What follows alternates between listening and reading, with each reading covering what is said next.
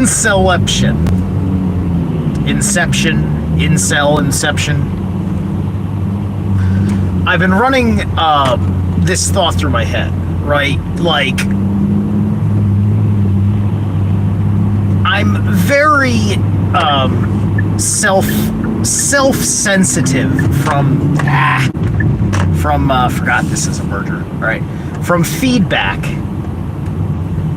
that comes from that grain of truth that's meant to knock you off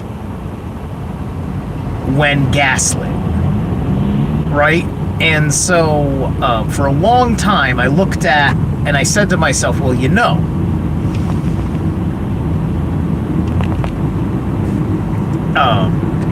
this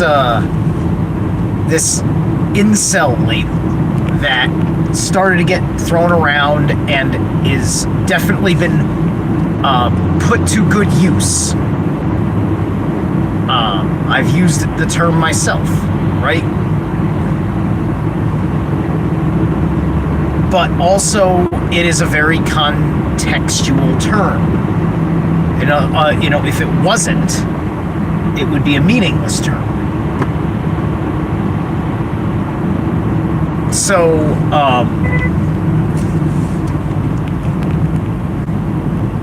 what is your incel threshold, right? Because what gets you there as an incel, ultimately, right? And the incel thing, I don't think it's a term. I don't even think, I'm not even sure you could call it a feminine term. I don't know if there are women that qualify as a quote incel. I can't think of a context for incel that is for a woman.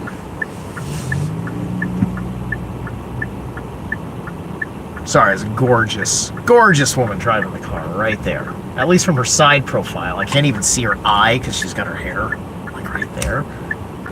She's really pretty, and she's got like that brick of a vape in her hand. Anyway,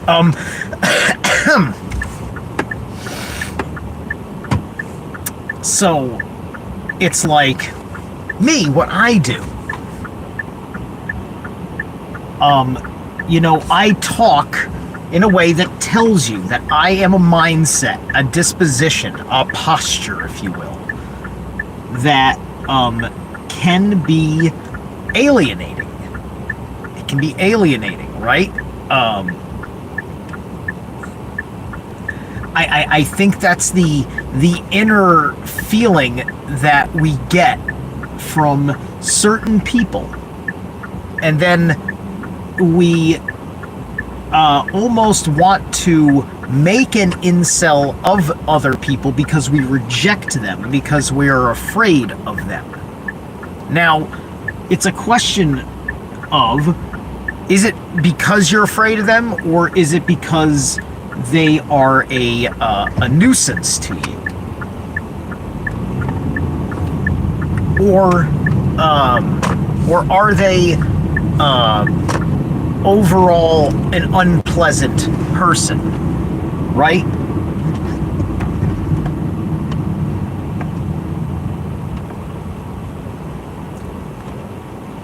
And the incel,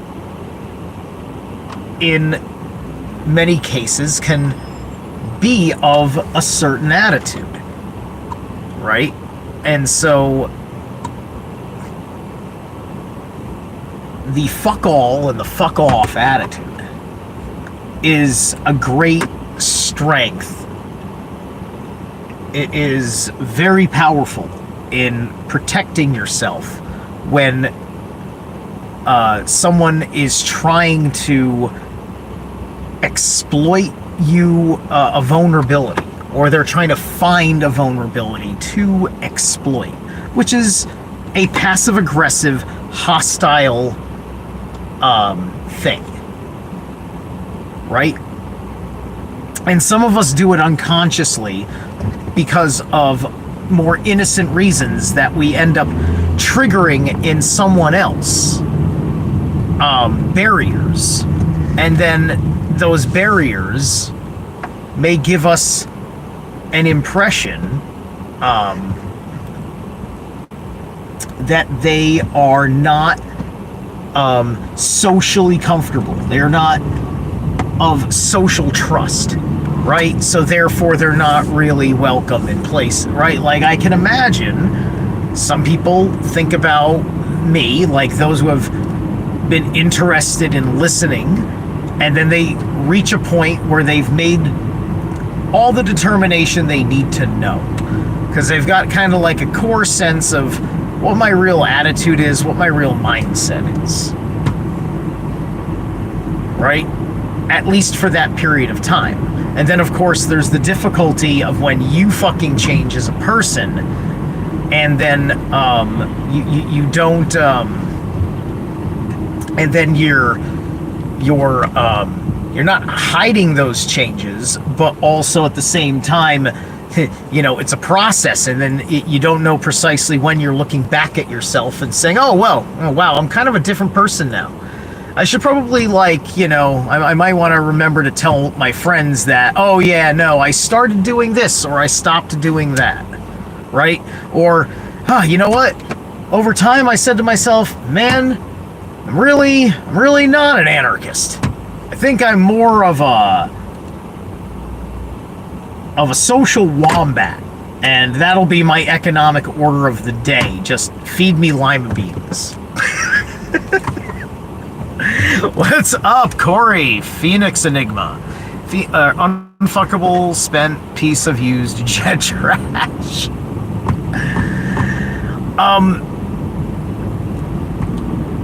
Hey, look, I'm talking about baseline, like, is this person okay around persons? That's all I'm fucking talking about, is somebody is okay around persons, right? They are a little bit of a generally likable person. I'm not talking about fuckability issues. Although that's going to be inherently part of it, is that they're going to be unfuckable, right? And this is inherent to things that are all for women in society. Because society, like, men don't fucking need society, so that's why it's a hard line to be incel with a guy. Because of how much a guy needs to be lone wolf, needs to be fucking omega wolf, or whatever, you know? There's guys that are good in packs and guys that are good alone, and then there's guys that need to be in packs sometimes and alone at others, and then there's other guys that are in a pack phase of their life and then a loner phase in their life, and then maybe a pack phase again if their life changes again, if they're dynamic that way, until they're sick of changing, even though it's quite obvious to me that you ain't got your shit together yet, so you need to change again.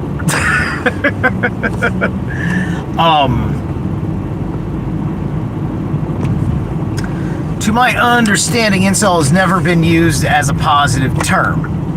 No, its context definitely is not.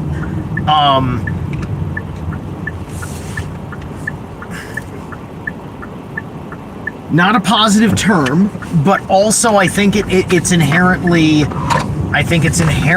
more qualifying for a guy, right? Because of a guy's place in the world in general, and the juxtaposition between a regular place for a guy in the world, you know, and, you know, the world is more largely shaped, you know, for women. I mean, like, you know, so men can also serve women, thus all the things that are places you wouldn't catch a woman dead, like a heavy warehouse. You know, she's not the one lifting 50-pound bags of grout 80 times a fucking day.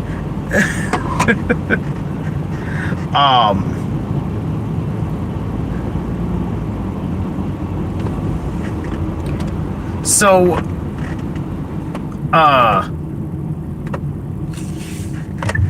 the service to women You know, this is like, this is why, like, there's a fine line between who you are developing as a person, you know, on a heavy independence kick, you know? Mark Passio being the biggest voices of its kind out there, being such a whatever for it, right? Definitely not an incel. Not saying that at all. But Mark Passio is walking the fine line because many incels are just people failing at doing life properly, and Mark is perfectly great at life, right? And there's the misunderstanding that you know, hanging out with Mark is like living in a podcast of disappointment, right? Where he's going to be treating you with the pointed finger, like when he's calling everybody trash and in Satanism, right? You know, even though that's authentic and he means it, he does that on his podcast to keep it separate and impersonal, because he talks about how it's part of his mission, it's part of the purpose, right? And that's got nothing to do with his fucking personal conduct, right? But he downplays that, you know. He's not a cult of personality person, which is good, right? You know, but like the incel is the guy with the valueless life. That's the trouble. It's the valueless life of the incel, right? And you know,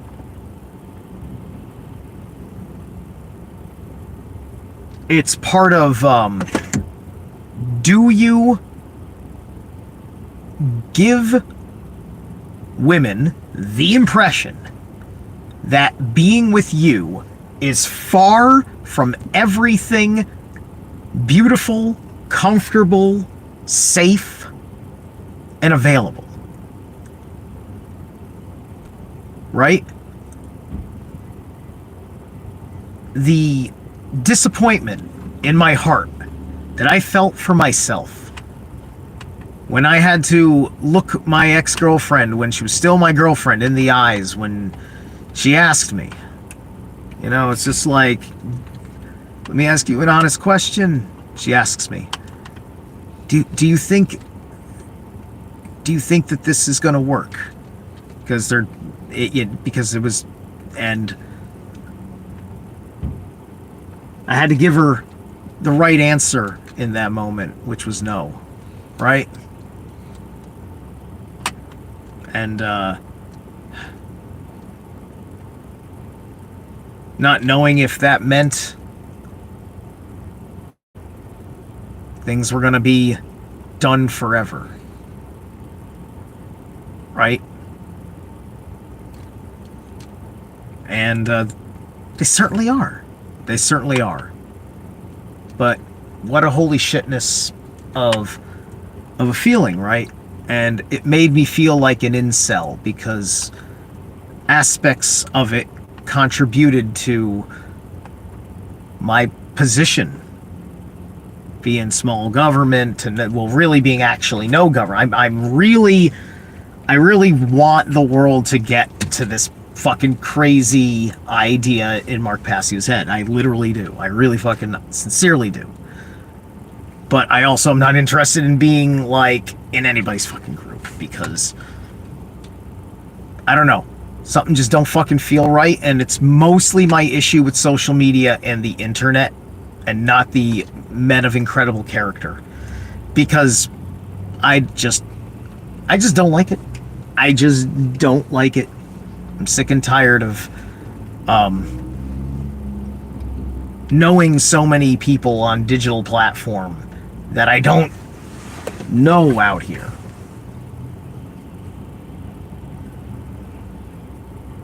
Right? It's like, who's my fucking friend? This fucking phone? Like the goddamn fucking whatever Phoenix film, the her with the AI fucking phone that he falls in love with. Fuck me, man. Seriously. Right? So without compromising my true core integrity, I made adjustments.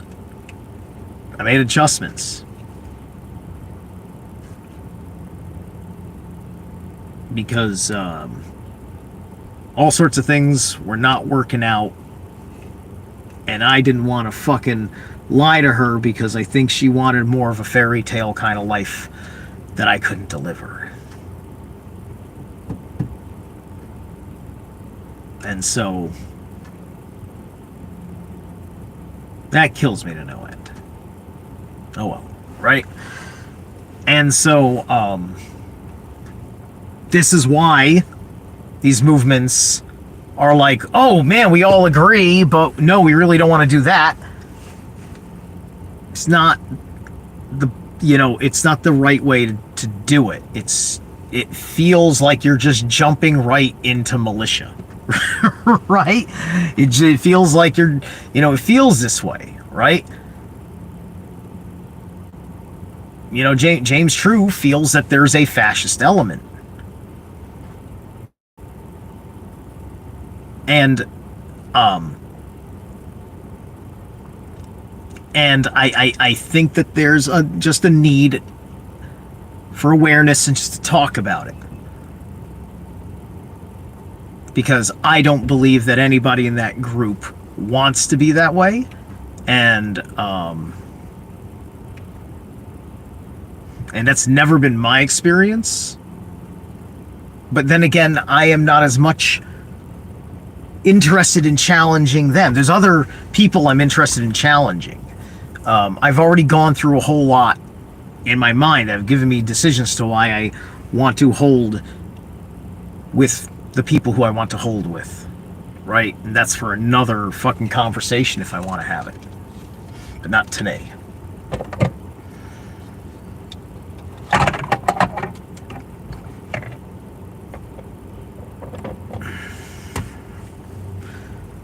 So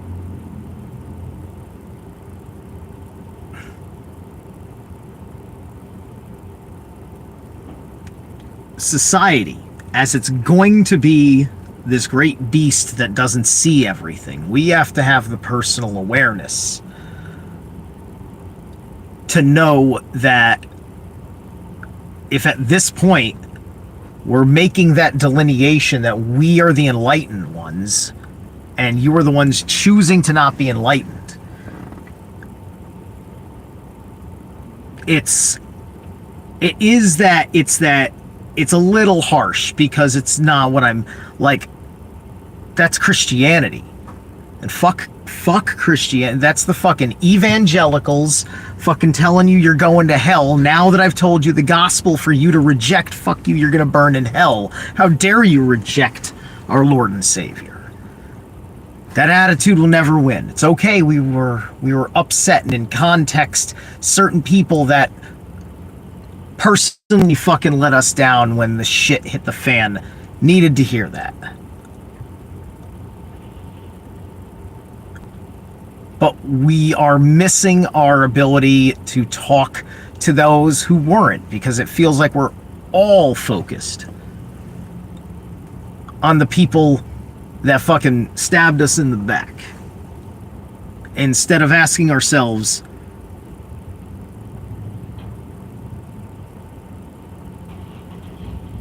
what are we failing at in championing the great work? The great work is its great standard. And if it's known to be true in human hearts, then what is our fucking problem reaching those hearts? Or is that not it at all? In which case, what's the point of having any of these public discourses and being interested in consciousness and the truth? It just turns into people being enlightenment snobs. Look at me, let me blow some more enlightenment coke right up my fucking nose. Oh god, I'm on such a high. Whoo! I feel ascension symptoms because you're a bitch. I mean, yeah, you might be a bitch, and that's why you're not feeling ascension symptoms. But You didn't do anything to deserve me calling you a bitch right now, right?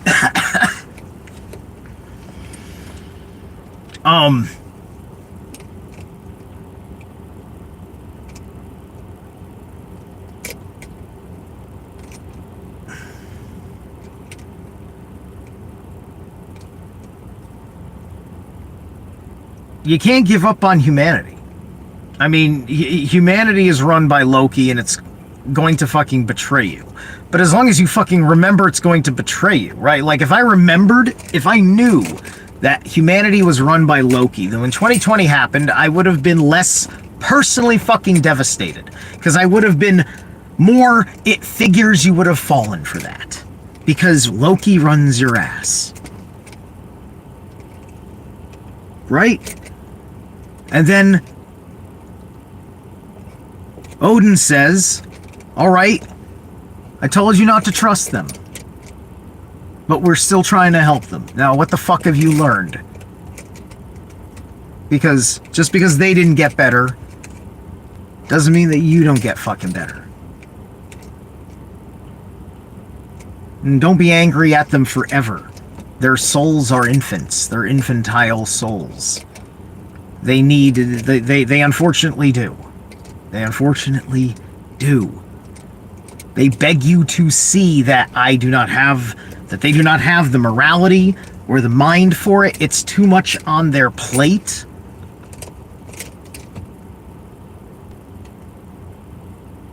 And they're trying to not be sympathetic to a system that wants to do monstrous things. You know? Just because they have cops that exist and they support the fact that cops exist doesn't mean they want cops violating natural law. But there's also got to be a process and a procedure, which would involve orders that specifically remind you that in touchy situations,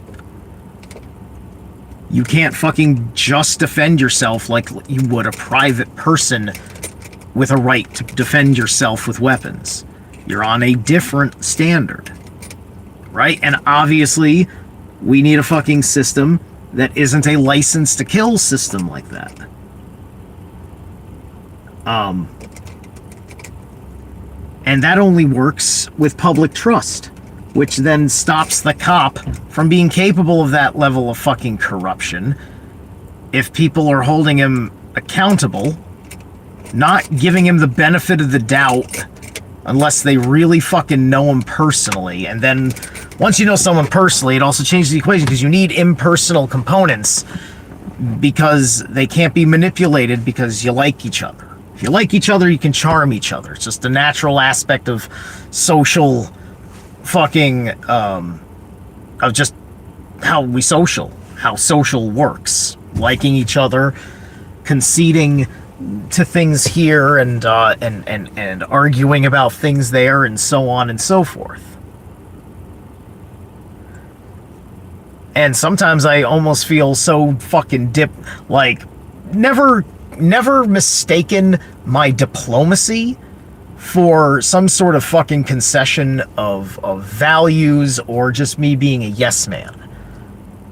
I am trying to read your witness as deeply as possible. He's the reason why I like James True. Because, you know, that vernacular helps me understand aspects of what is something I do, because James True does it too, and I recognize that about James, and he wrote a whole thing about what it is. It's like, oh, that's what I do. He wrote a whole thing that explains what I do and made a term for it. That's some vernacular. That's a useful fucking tool in my mind. Everybody go check out James True. And if you're in the Seattle area on the 9th, he's doing an event. You may want to show up. I heard he's going to do a demonstration of acoustic levitation. Like secrets of building the pyramids kind of shit. But anyway,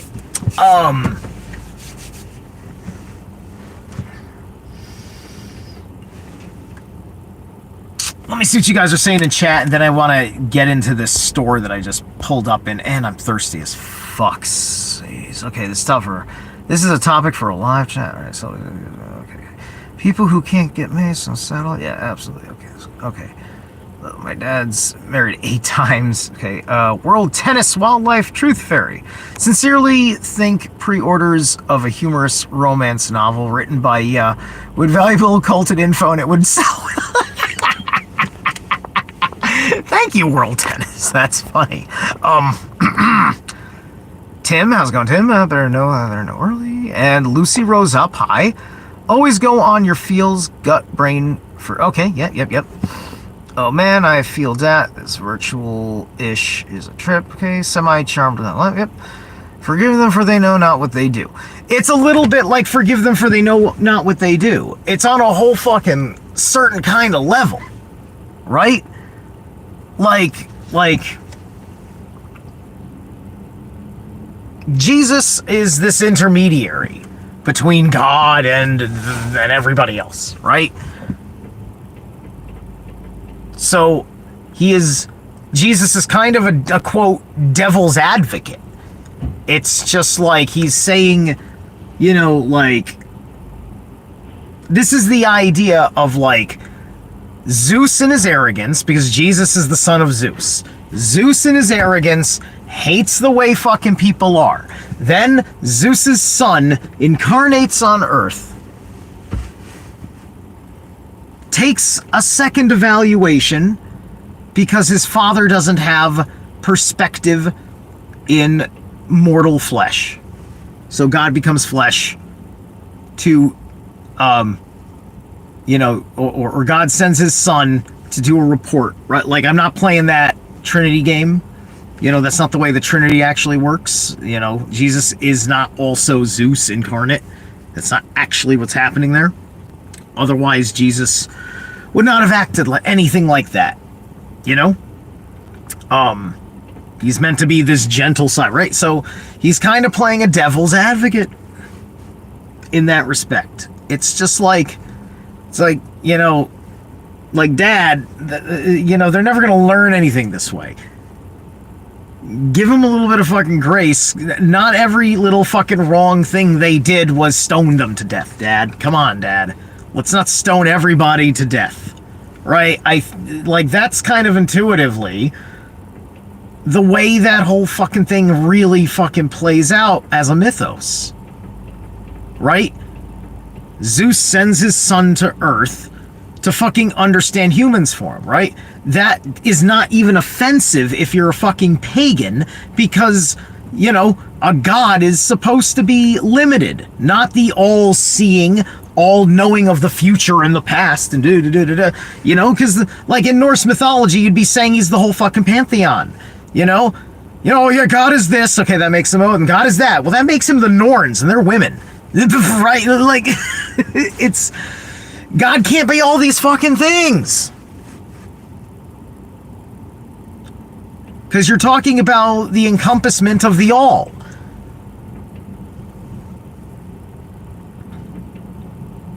So, I mean,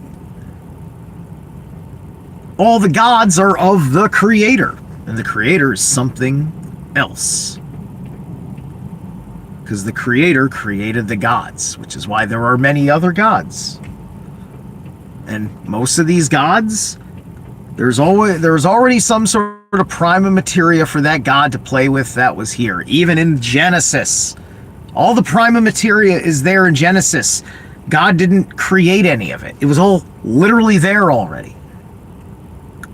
But we made too much of let there be light, as if then light, then everything else. But no, that's literally not the first thing in the Bible. The first thing in the Bible is explaining the scene before the light hits, which involves the waters. And then the earth doesn't just come out of nowhere either. It emerges from the waters. Plate tectonics being explained in the Bible, effectively. Easy. That's fucking easy. We see that shit happen.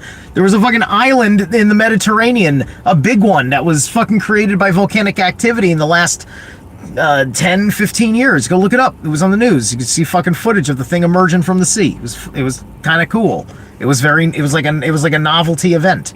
And like, I don't think anybody got fucking hurt in the process. It was just wild. Okay. Hey, Destruction Art Studios, what's going on? All right. Do you dig the JT sources from other content without attribution, though? He's perhaps in Portland. Portland. Oh, I think it's in Portland, yeah. I'm going to portray JT's content. That's his own. Right, okay, cool. Anyway, so... Well, look, I'm very supportive of James True, right? I hacked friends that insulted me because I associate publicly,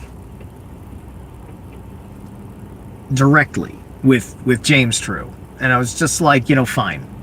It's just like, I mean, believe me, they wanted me to be their friend. They weren't like making me not their friends, but they were like, insult me and then tell me how much they like me, but while insulting what I share with them.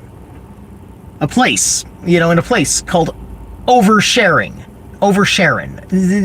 It's in the name.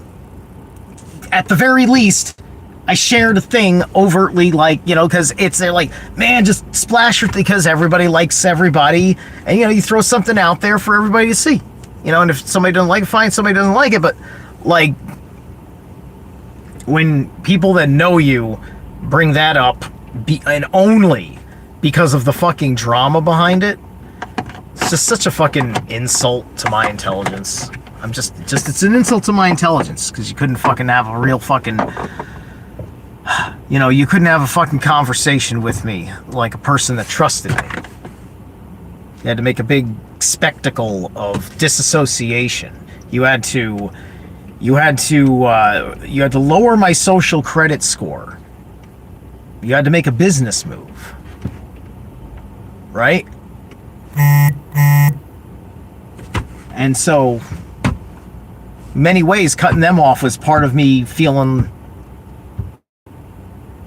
like an incel, because I'm sitting there hanging out with people and part of the bear community or whatever, and the bear community gets ostracized for various attitudes from time to time, coming from how they kind of project some of Owen Benjamin's humor about things that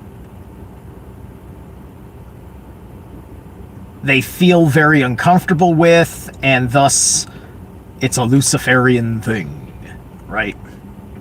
So anyway, alright, I just keep yapping forever. I'm gonna go buy some weed. I'll see you guys later. Thanks so much. This has been a fun chat in here. See what's up.